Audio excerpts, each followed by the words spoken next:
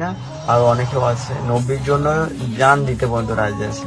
তাহলে এই ওয়াকফ বিলটা একমত আমাদের আল্লাহর নামে, ঠিক আছে? আল্লাহর জন্য আমরা জান দিয়ে দেবো কিন্তু, ঠিক আছে? এক, নবীর নামে বাজে ভাষা আমরা কারোর মুখে শুনবো না।